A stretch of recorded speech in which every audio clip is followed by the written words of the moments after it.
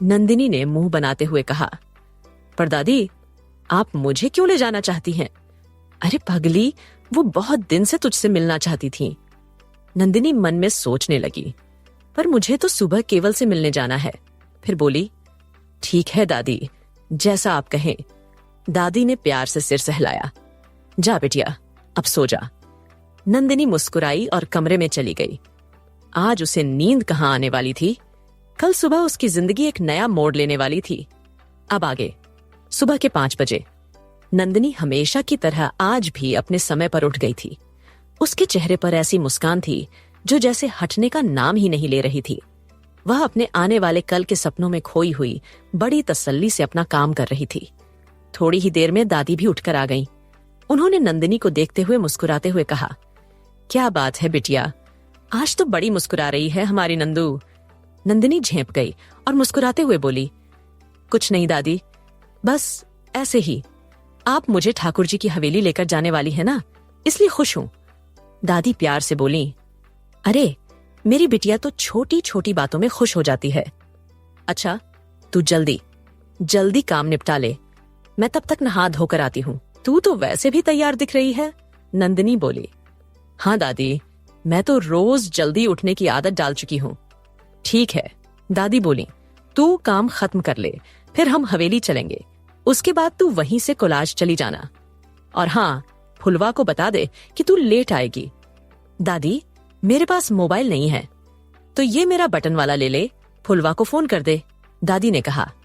नंदिनी ने मुस्कुराते हुए फोन लिया और फुलवा को कॉल करके बता दिया कि वह आज थोड़ा लेट पहुंचेगी।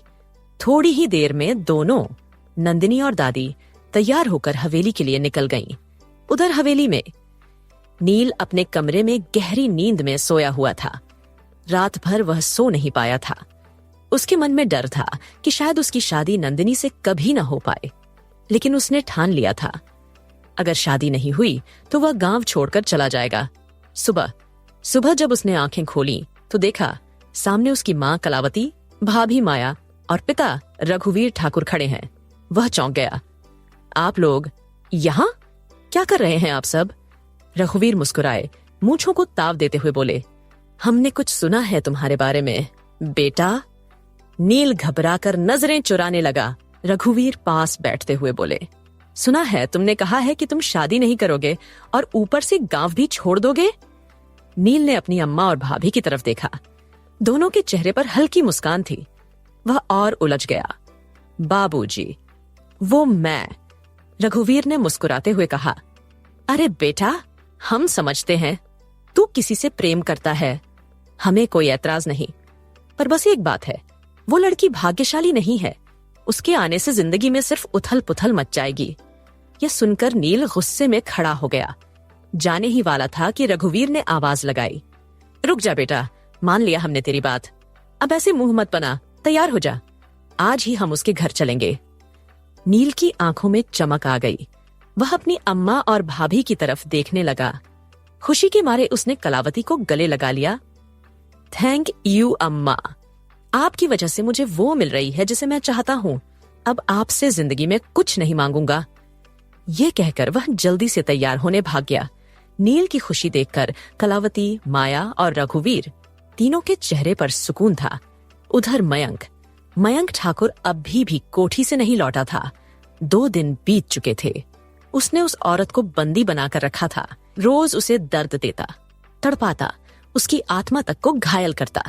वह औरत हर बार तड़पते हुए कहती, मयंक ठाकुर, तेरा कभी भला नहीं होगा, तेरा वंश कभी आगे नहीं बढ़ेगा। मैं जैसे तड़प रही हूं ना, आज अगर तू नहीं तड़प तो मेरा नाम भी मीरा नहीं।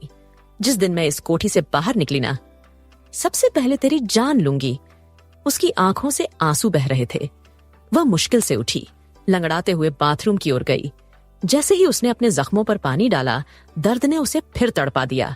जैसे जख्मों पर पानी गिरता, वह दर्द से तड़पती और उसकी आंखों से आंसू बह जाते।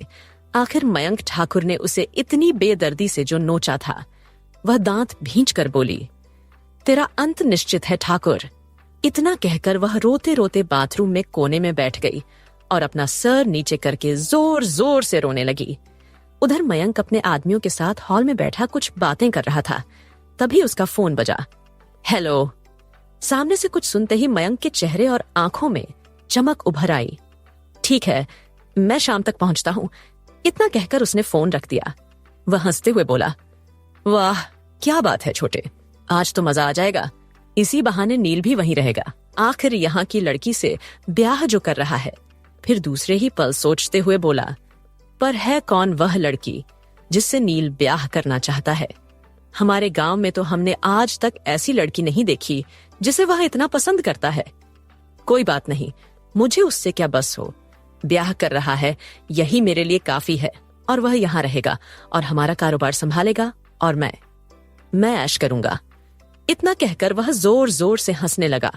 वापस हवेली में रघुवीर ठाकुर हवेली से निकलते हुए बोले, कलावती, शाम तक सब सामान तैयार रखना, हम शगुन लेकर निकलेंगे। कलावती ने सिर हिलाया। जी ठीक है। रघुवीर बाहर चले गए। तभी महेंद्र और जय सीढ़ियों से नीचे उतरे। महेंद्र ने पूछा, क्या बात है नानी, आज बड़ी खुश लग रही हैं आप। कलावती मुस्कुराई। खुश होने की तो बात ही है। तुम्हारे भाई नील की सगाई पक्की करने जा रही हूं आज।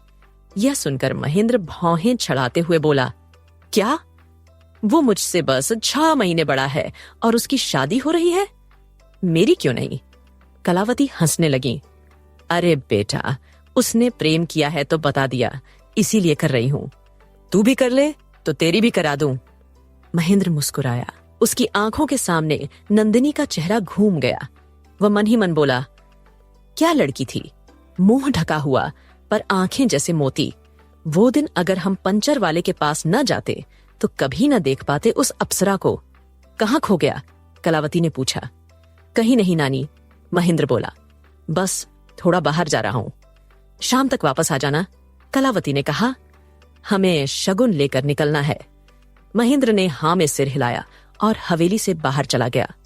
अब हवेली में सिर्फ कलावती, माया ठकुराइन और माला रह गई थीं। और शाम तक उस हवेली में कुछ ऐसा होने वाला था जिसकी किसी ने कल्पना भी नहीं की थी। क्या होगा जब नंदिनी को पता चलेगा एक ने भेजा है शादी का प्रपोजल? और जब विवेक को पता चलेगा तो विवेक क्या चलेगा? मिलेंगे सारे सवालों के जवाब। बस पढ़ते रहिए मेरी स्टोरी ब्रोकन लव।